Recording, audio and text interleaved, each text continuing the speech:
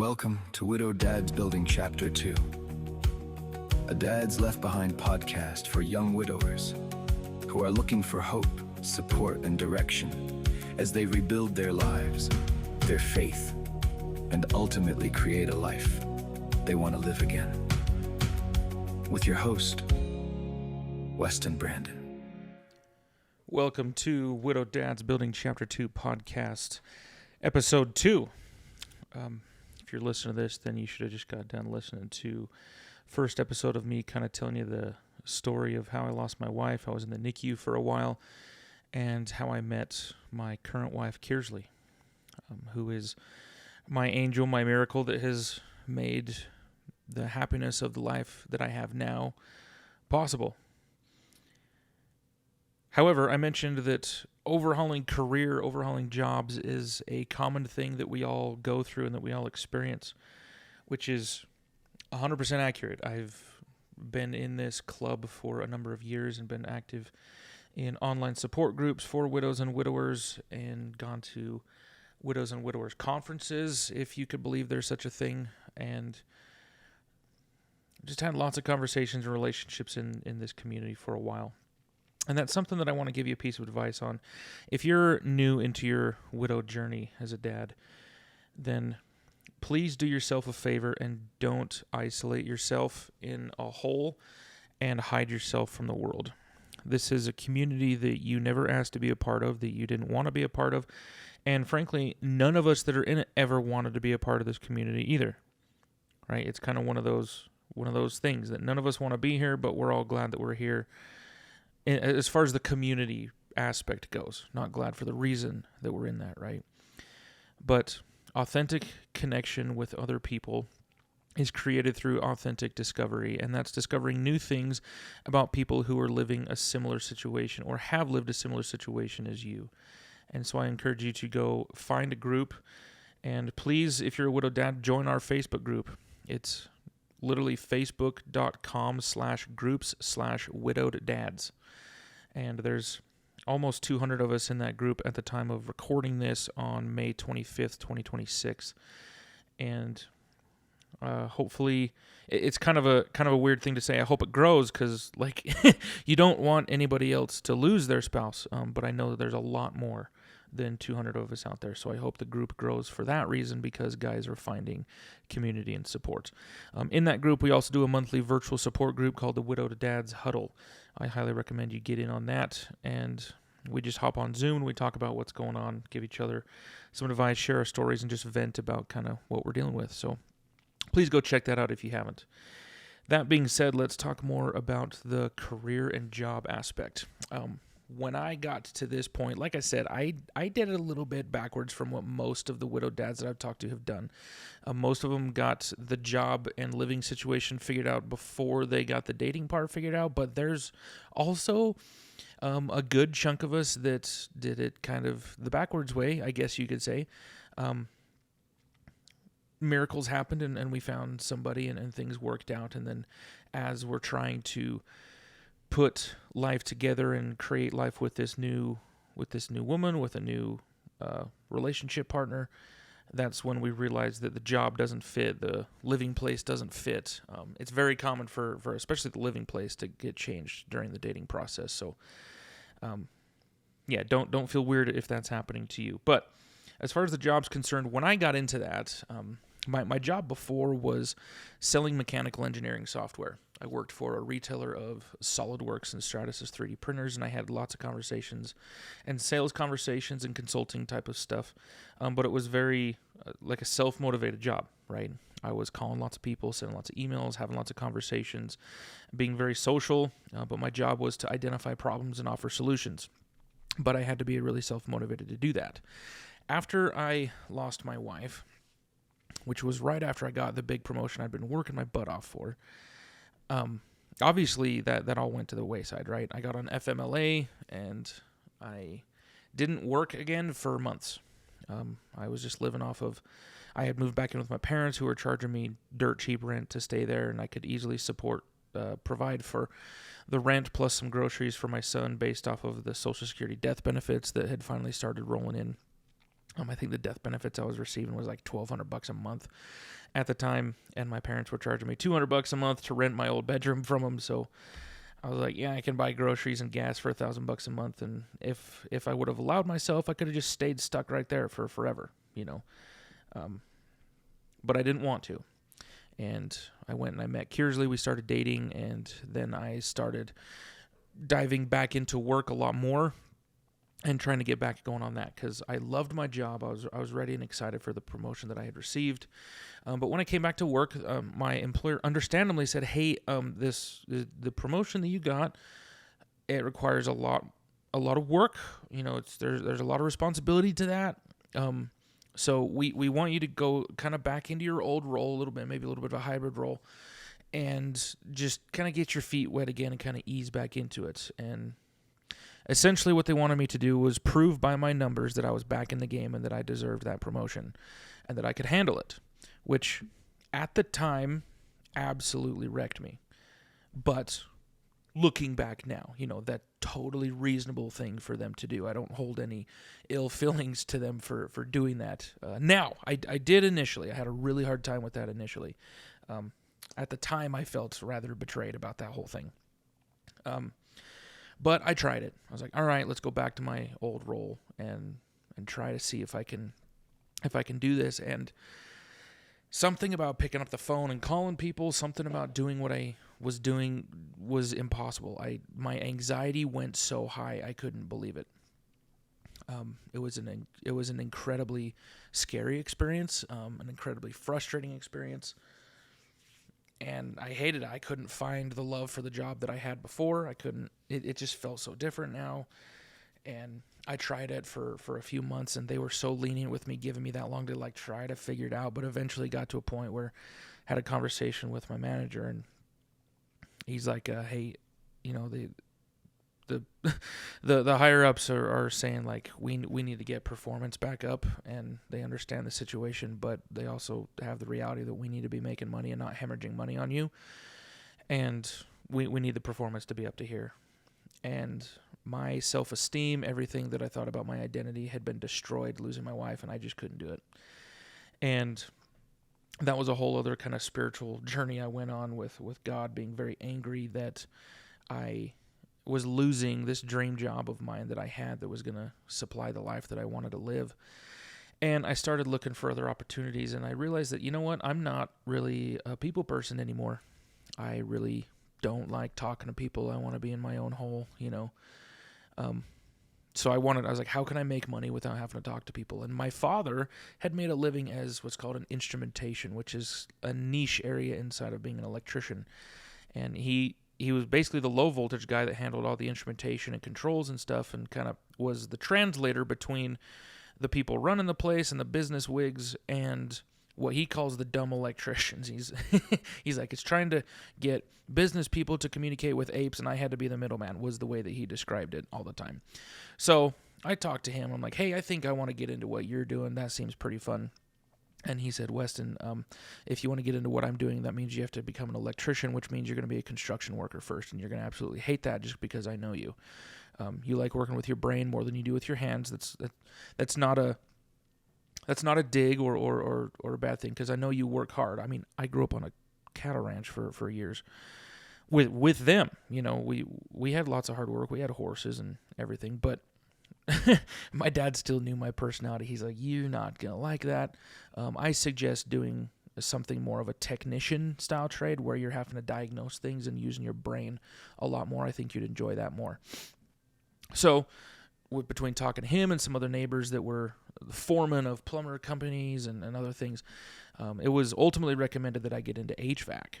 And so I got looking into HVAC school and other things, again, while I'm still working at this other job, and I nailed down, I want to get into refrigeration. That's what I want to get into. That seems pretty cool. I want to work on, the big rack systems, ammonia coolers, big equipment, cooling down stuff. And one of my great-grandfathers, his name's Floyd, did refrigeration out at Dugway Proving Grounds in Utah, where it's like this secretive military base where they did a lot of testing for stuff during World War II and later. And he did refrigeration out there. And I remember reading that in his autobiography, and I was like, all right, you know what? That'd be kind of cool. Get in touch with a little bit of my roots and figure out this refrigeration thing. So I met with my boss, and I found a trade school that was an accelerated program. It would cost me about $20,000 to do it total. And unfortunately, my W-2s for my sales job showed that my tax returns the year previous made way too much money to be able to qualify for any government student loans, so I had to do private loans.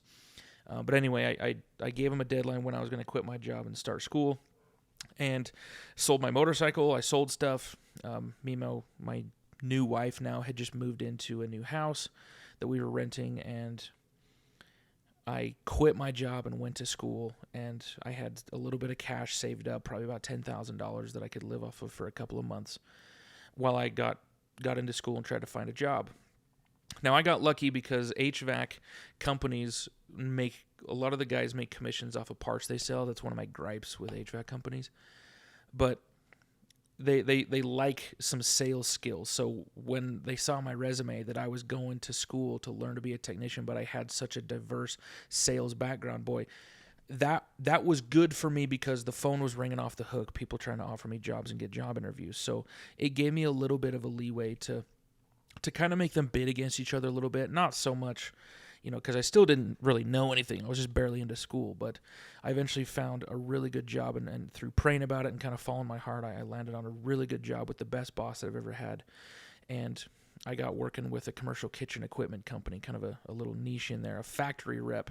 And I started working on McDonald's ice cream machines, of all things, and a bunch of different stuff, and got really good at that. And that was such a good situation for me because they started me in the shop, not going out and doing service calls. So I was kind of on my own with my own head, and I'm just fixing machines in the shop. So there's not a lot of pressure going on. So that gave me the space to really work on myself and dive into myself while I'm working with my hands. And it worked out really well. I was very blessed with that opportunity.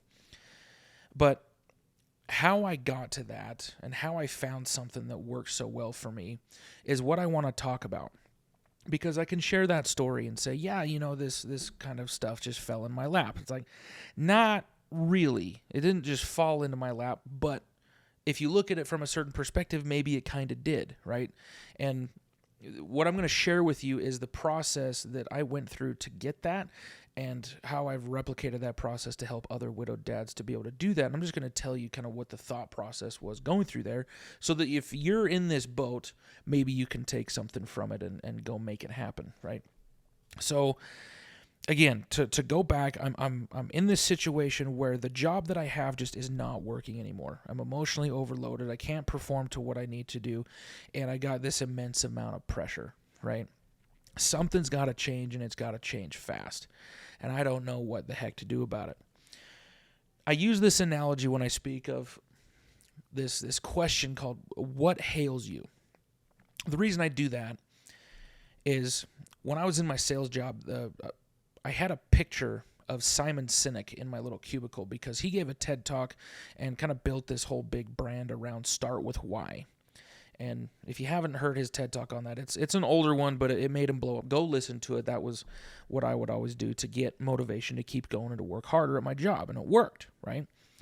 But in this situation where I don't really know what to do and the pressure is already really high, thinking about what is your why do you need to get it to work out? I'm like, well, my son and my new wife now, my family needs me to figure this out. The pressure was insane. So thinking about why I need to get it figured out wasn't exactly helping. It was just making anxiety go through the roof. So looking back at how I did this, I realized I reframed that into a question. And that question is, what hails you? What calls to you? Where do you feel like your heart's pulling? And I realized that I could never get clarity on that. I never really had an idea until I started working on my own mental and emotional health. Once I started going to therapy and I started figuring out what other wounds were being exposed and brought into the open by my grief, And once I started working on those and actually making progress and healing some of those old wounds, then I could start to kind of figuratively feel my heart pulling me somewhere. And that's why I use that analogy of a trumpet calling to you way off in the distance that only you can hear. And you don't know exactly what it is, but you know it's kind of in that general direction. Let's call it between 10 and 2 somewhere, right? And I didn't know that commercial kitchen equipment for this one particular company with a really good setup was where my heart was kind of pulling me, right? There's no way you can know it that specifically when you haven't made it there yet. But I did know that my heart was pulling me to do something to provide for my family in a way that offered us security. Because I used to be motivated by opportunity and risk, doing the sales stuff. That's why I did door-to-door sales and everything. But then my entire persona switched and I needed security and predictability. So I'm like, okay, how can I offer that with also not wanting to talk to people and do it in a way that I really like to do? And that's where my heart was kind of pulling me, was to get into some trades of some sort. That's all I knew at the time, right? So if I'm thinking it's somewhere between 10 and 2, well, the 10 and 2 is just trades for me, okay? So I start going down that road. And the only way to get clarity on whatever that is that's kind of calling to you is to actually move towards it. Clarity comes through committed movement is what I say sometimes. And as I started going down the road of getting into trades, it's where I started to feel like, okay, this would actually work better with kind of my personality, right? And starting to narrow things down by having conversations with people that cared about me, having conversations with people that I may or may not want to work for, and kind of what to know about the job and what they would be looking for. You know, all these things I'm trying to figure out while I'm working on myself and really figuring myself out. If I was not able to really figure myself out, then this would have been kind of a fruitless search. I wouldn't have been able to feel or distinguish kind of where I was getting pulled to, okay?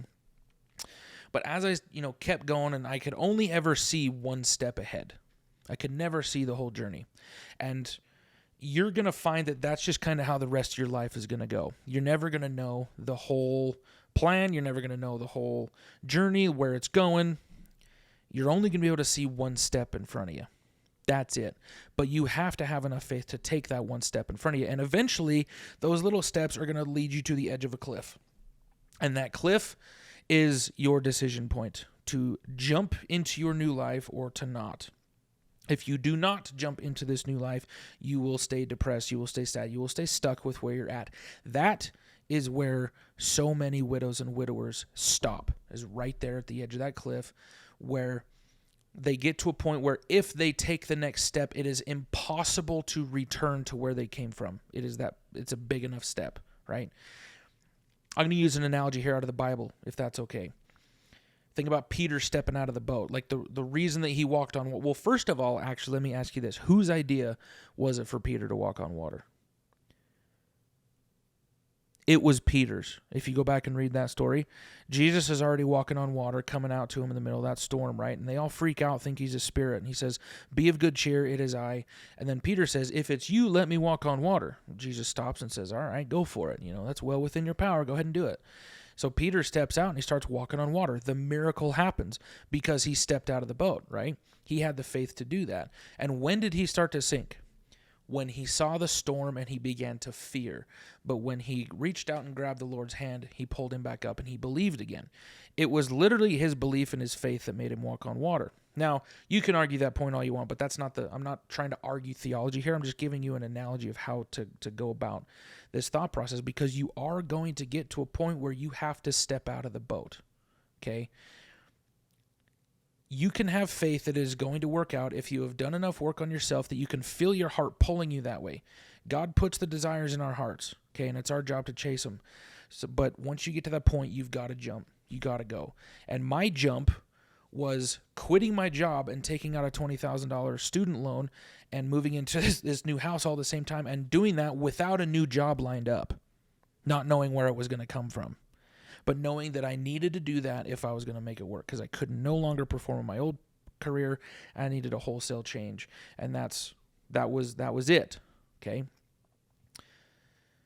Once I stepped out of the boat, then miracles happened. People came to me, the right people lined up. Like, all these things happened within a few weeks, and it worked out.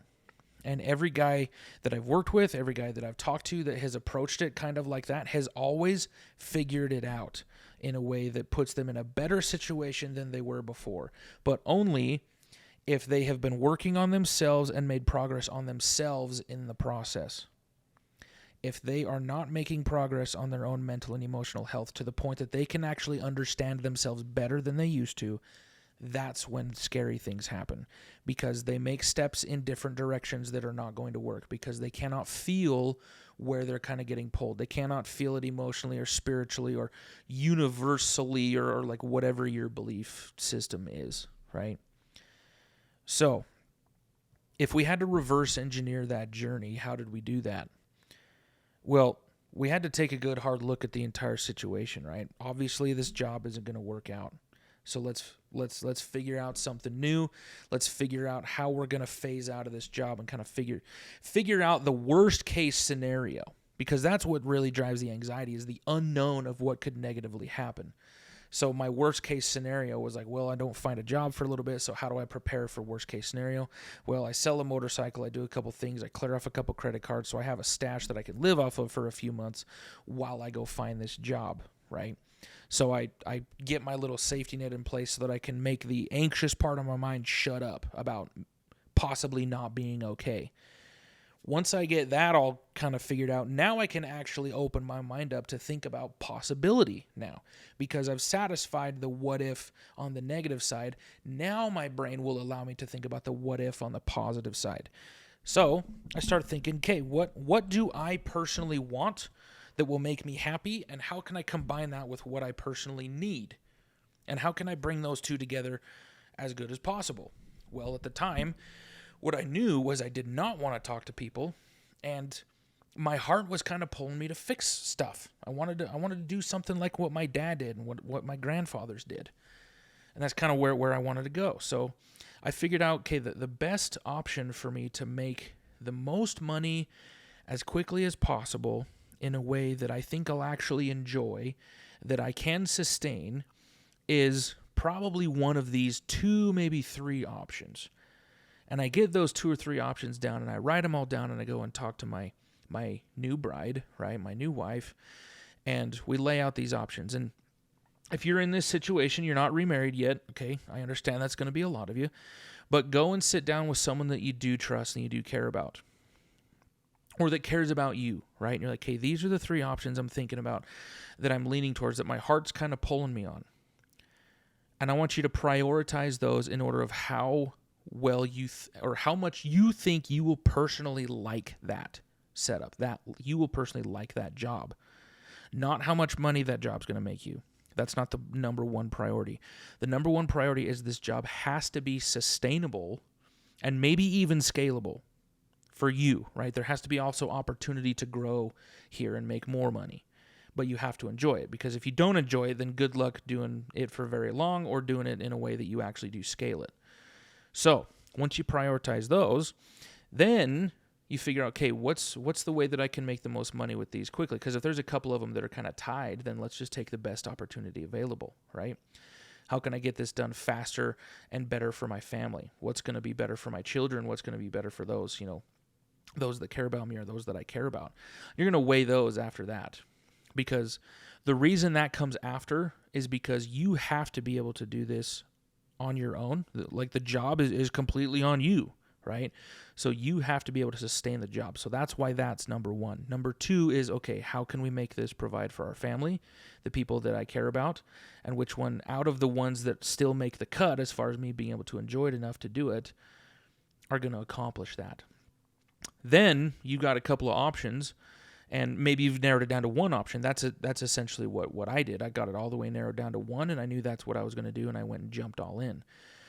So hopefully you can narrow it down to 1. But if you narrowed it down to 2 or maybe 3, then you go and experiment, right? You go talk to people in that industry. Go talk to potential employers and say, hey, I'm not applying for a job. I just want to pick your brain about something. See what you can figure out. And as you do that and you start researching a little bit, you'll narrow it down to 1 and you'll know which way you want to go. And once you have narrowed it down to 1 and your heart feels like, yeah, this is what I can do, I'm going to enjoy it, and it's going to be something that I can sustain, it's something that can absolutely work out, like I actually believe this is going to happen, then it's time to jump. Then it's time to step out of the boat. And that cliff edge is where everybody gets stuck. Not just on job stuff, but on just the major life changes, right? Same thing with living in the same house or the same place that you were when you lost your spouse. So many of us end up moving, and for good reason, because a lot of times staying in the same space gets us emotionally anchored to the past, and we don't want to leave our spouse in the past. And we have this screwed up idea that moving is somehow leaving them behind. It's not leaving them behind. It's leaving a past life that no longer exists behind so that you can actually embrace a new future. Your spouse will always be with you. You get to decide how you keep them with you, how you honor them, right? How you set up the decorations in your new house. If you've got a particular spot where you have a little kind of a memorial for them, right? In our house, we have a credenza in our front room. It's actually, at the moment of recording this podcast, it's sitting right behind me. And I have a picture of my wife, Lauren, and her organ donor badge. And then I have pictures of my wife, Kearsley, and us and our whole family. And then inside the credenza is all photo albums and everything, like everyone in our family, right?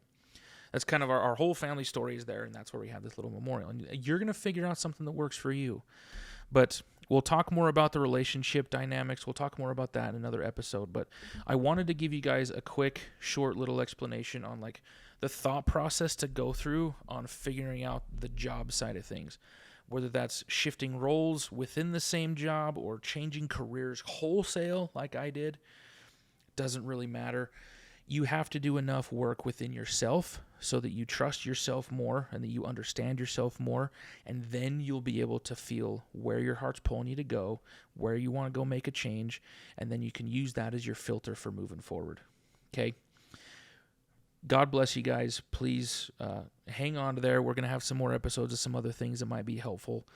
And if you're going through a job transition right now and you want a little bit more help, you want somebody to chat with that can help you really think through that process, then please reach out to me.